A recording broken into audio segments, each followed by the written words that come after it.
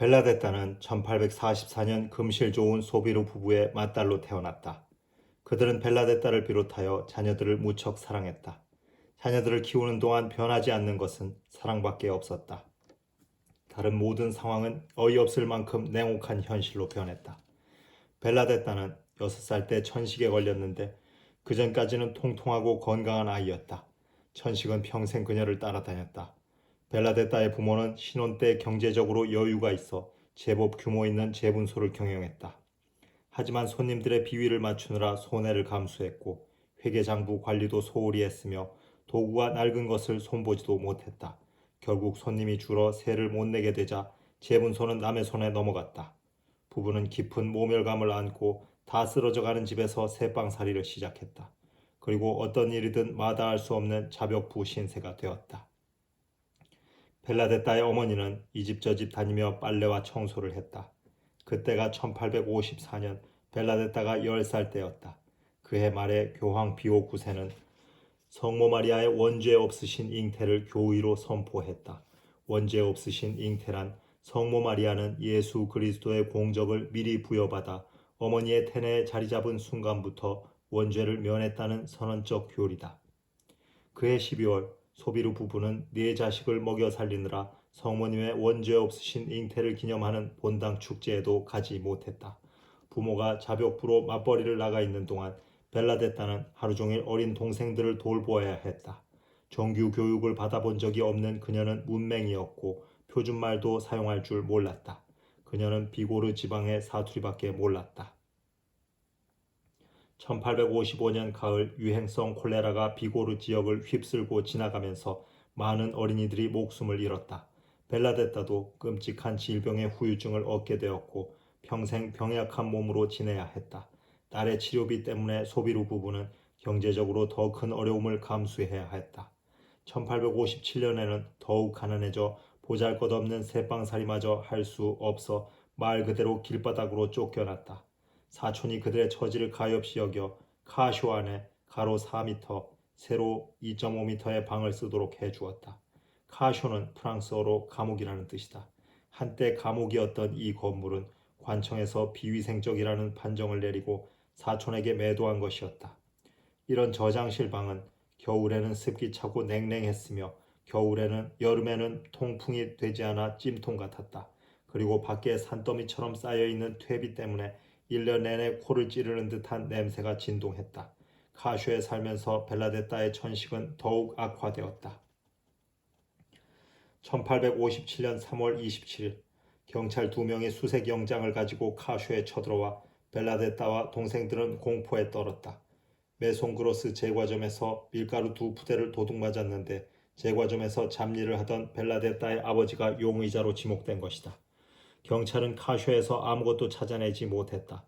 소비루 씨는 결백을 주장하며 항의했지만 새로 지은 감옥으로 연행되어 신문을 받고 9일 동안이나 구금당했다. 하루 벌어 하루 먹고 사는 처지에 9일이나 일을 하지 못했으니 이들에게는 엄청난 손실이었다. 하지만 그보다 더 큰 손해는 평방까지 나빠졌다는 것이다. 증거 불충분으로 고소는 취하되었지만 그는 결국 전과자로 낙인이 찍혔다. 1858년 2월 11일은 벨라데타의 14번째 생일이었지만 그녀는 루르드에서 가장 가엾은 소녀였을 것이다. 콜레라 후유증으로 14살 된 벨라데타는 기껏해야 11살 정도로 보였다. 그녀는 호흡곤란 때문에 하나밖에 없는 창문에 기대어 바깥 공기를 마시려 애를 썼다. 굶기를 밥 먹듯 했고 학교 근처에는 가보지도 못했다. 그런데도 그녀는 명랑한 성품을 잃지 않았고 낡은 옷이지만 깨끗하고 단정하게 입었으며 부모와 동생의 각별한 사랑과 신뢰를 받았다. 연약한 모습 뒤에 농촌 처녀의 억센 기질이 있었으며 하느님에 대한 강한 믿음이 있었다. 그녀가 아는 기도문은 주님의 기도, 성모송, 사도신경뿐이었지만 묵주기도를 바치는 데는 그것으로 충분했다. 항상 주머니에 간직하고 있던 싸구려 묵주로 기도하는 것을 좋아했다. 그리고 틈만 나면 근처 성당에 몰래 들어가 홀로 주님을 뵙고 둘만의 이야기를 나누었다. 그러던 어느 날 예고도 없이 하느님께서는 빈민촌의 보잘것없는 소녀에게 한 줄기 빛을 내리셨다. 이제 곧 그녀는 루르드의 유명 인사가 되고 결국에는 전 세계 수많은 사람들의 사랑을 받게 될 것이다. 성모님은 이 세상 것이라고 생각되지 않는 아름다움으로 벨라데따에게 나타나 웃는 얼굴로 고개 숙여 인사하며 물었다. 나를 위해 앞으로 보름 동안 이 자리에 나와줄 수 있겠니? 성모님은 다른 사람들이 벨라데따를 부를 때 거만한 투로스는 너를 사용하지 않고 높임말인 당신을 사용했다. 그 후 검사, 경찰서장, 본당 신부, 수녀들, 가족, 마을 사람들 그 누구도 벨라데따를 막지 못했다. 네 번째 발현 때 강 쪽에서 악한 음성들이 벨라데따를 향해 이곳을 떠나라 고 고함쳤다. 그러나 성모님께서 권위 있는 눈길로 한번 바라보시자 악한 음성들이 사라지고 동굴은 다시 조용해졌다. 추위가 뼛속까지 파고드는 사순 첫 주일 2월 21일 여섯 번째 발현일이었다. 냉담자였던 도주희 박사가 처음으로 성모 발현을 보러 갔다. 그는 전날 밤 클럽에서 술잔을 기울이며 세인의 입에 오르내리고 있는 벨라데따는 분명 신경병 환자일 것이라고 말했다. 자신의 추측을 확인하고 싶었던 것이다. 그는 벨라데따를 유심히 관찰하고 호흡과 맥박을 확인해 보았다. 하지만 아무것도 발견할 수가 없었다. 발현 도중에 그녀의 표정이 황홀한 기쁨에서 깊은 슬픔으로 변하면서 눈물이 흐르는 것을 보았다. 환시와 무화경의 상태가 끝난 후 박사는 왜 울었느냐고 물었다. 벨라데따가 대답했다. 성모님께서 저를 넘어서 먼 곳을 응시하셨습니다. 다시 저를 바라보셨을 때 슬퍼하시는 이유를 여주었습니다. 그분이 이렇게 대답하셨지요. 죄인들을 위해 하느님께 기도하여라.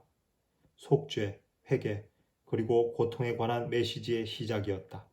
그날 오후 벨라데따는 처음으로 두투어 검사와 자코메 경찰서장에게 모진 신문을 받았다.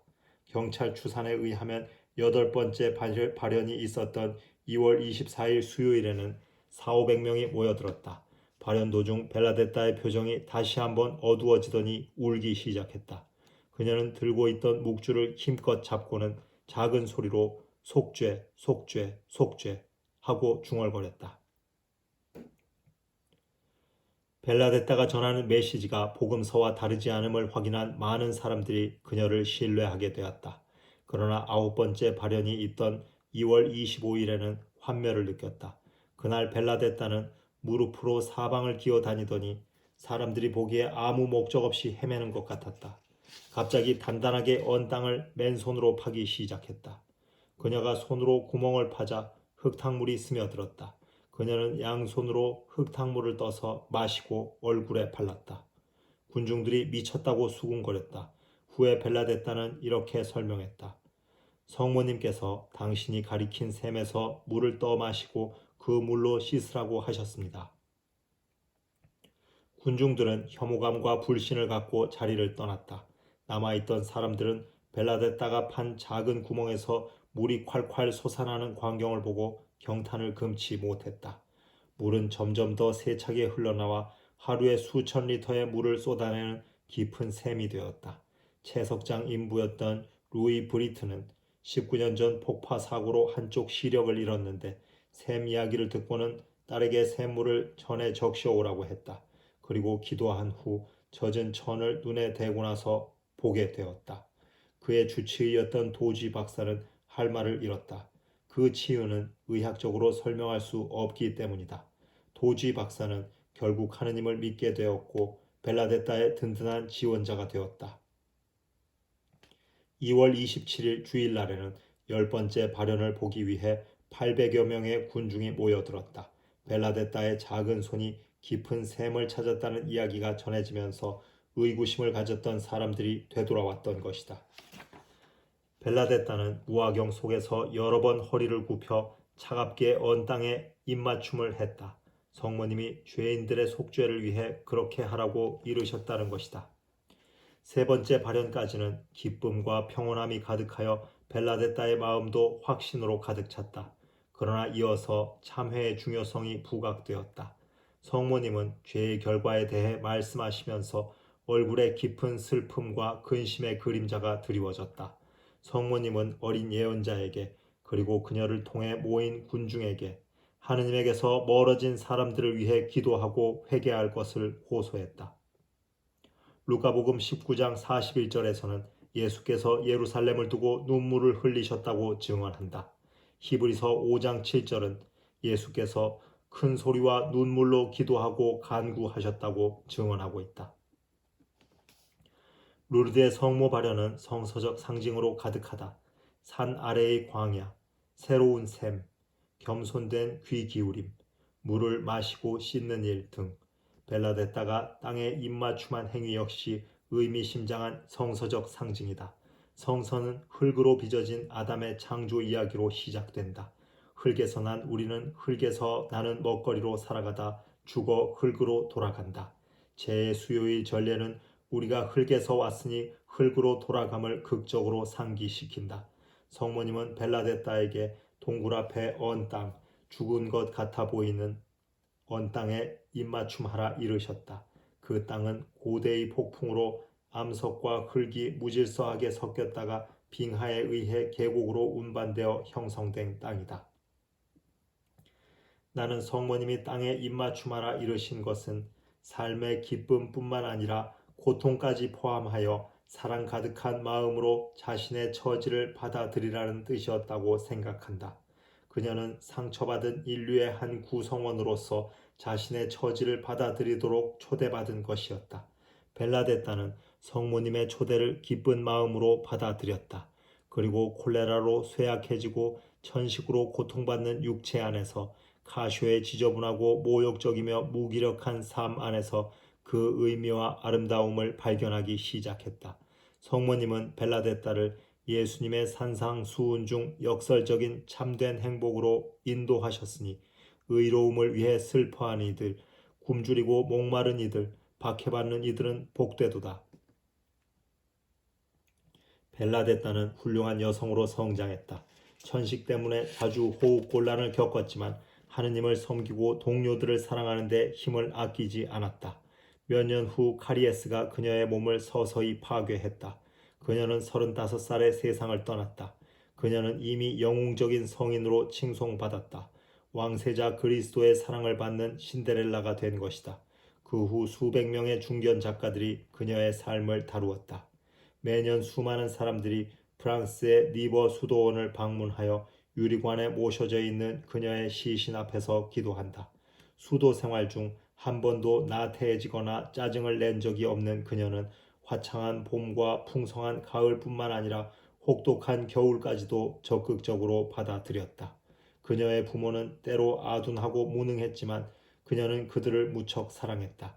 루르드에서 말할 수 없이 고통스러운 어린 시절을 보냈으면서도 니버 수도원의 동료 수녀들에게는 어린 시절에 거닐던 미루나무 숲에 대한 향수를 들려주곤 했다. 우리가 때로 경험하는 내적 슬픔을 그녀는 본향 지복직관의 신비 안에서 하느님과 함께하는 영원한 삶을 그리워하는 향수로 이해하고 받아들였다. 루르드를 찾는 병자들은 대부분 치유받지 못한다. 하지만 힘들고 고달픈 여정을 감수하면서 그들은 또다시 루르드로 돌아가려 한다.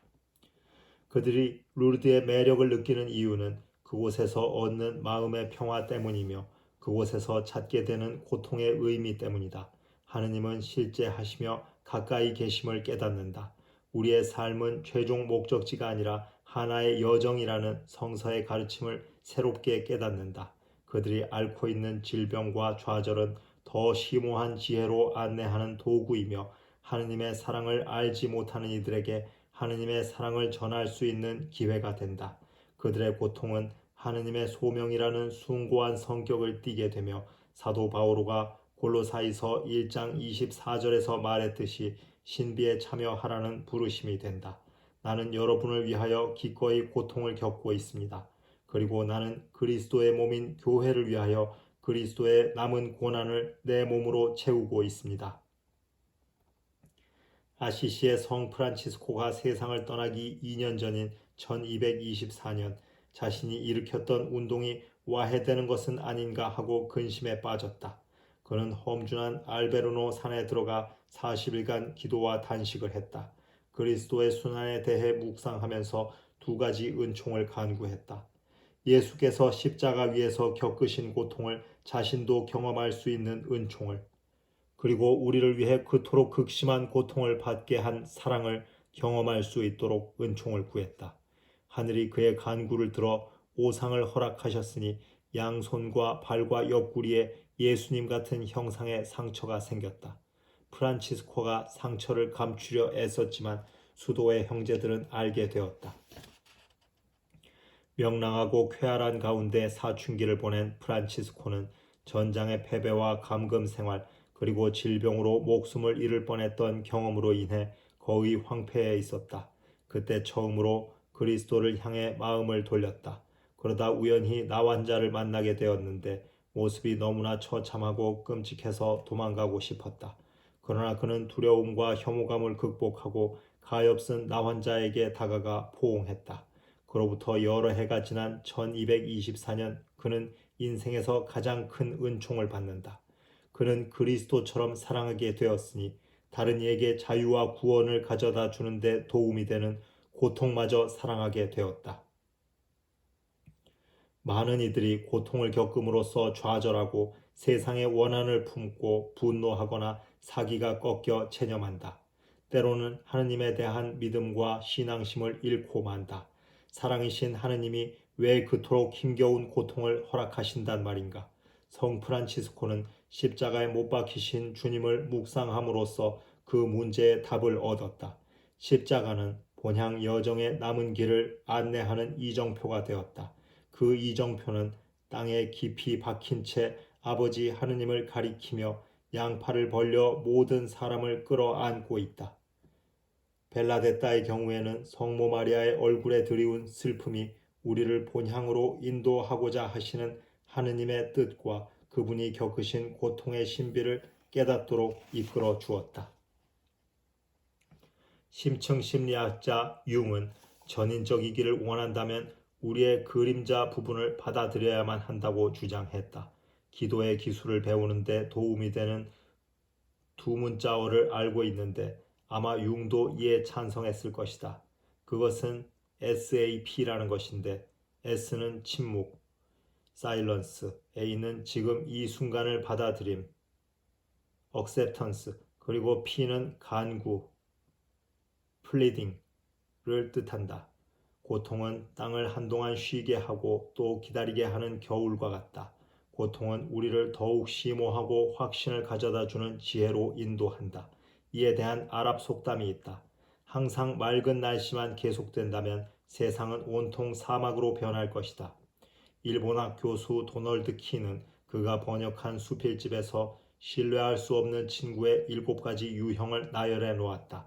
그중 3번째 유형이 하루도 병을 알아본 적이 없는 건강한 사람이다. 강하고 속 깊고 믿을 만한 사람이 되기 위해서는 고통을 경험해 봐야 한다는 생각은 모든 문화권의 상식인 듯하다. 이와 관련해서 우리에게 설득력 있게 다가오는 단어는 연민이다. 어원을 따져보면 라틴어로 고통을 뜻하는 패션이 들어있다. 덧붙인 com은 함께라는 뜻이다. 현대 서구 사회의 광고와 잡지들은 고통을 악한 것으로 치부하도록 부추긴다. 그로 인해 우리는 고통을 두려워하고 그것을 회피하게 된다. 이는 선진국에서 흔히 발견되는 질병의 주 원인인 정신적 스트레스, 불안, 두려움 등을 초래한다. 그들은 현재의 삶이 유일하며 지금 여기에서 완전하고 행복하고 충만하게 살 권리가 있다고 믿는다. 그러므로 자신이 그렇게 행복하지 않음을 깨달을 때 기만당했다는 느낌을 받는다. 죽음을 하나의 재앙으로 이해하면 사람은 그것을 두려워하고 원망함으로써 오히려 죽음을 재촉하게 된다.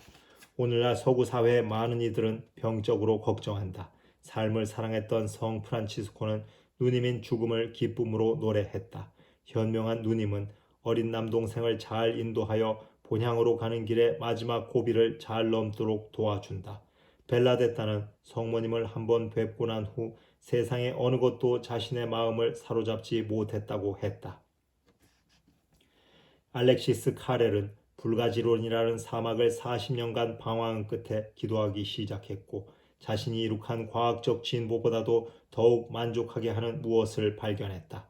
그는 1941년 4월호 리더스 다이제스트에 기도가 힘이라는 글을 통해 회복하는 힘, 기운, 생기, 정신적 지구력, 그리고 정신적 안정 등이 기도 생활에서 비롯된다고 증언했다. 그리고 그는 의학적으로 가능한 모든 치료가 실패로 끝났을 때 기도에 몰입함으로써 질병과 우울에서 벗어난 환자들을 직접 목격했다.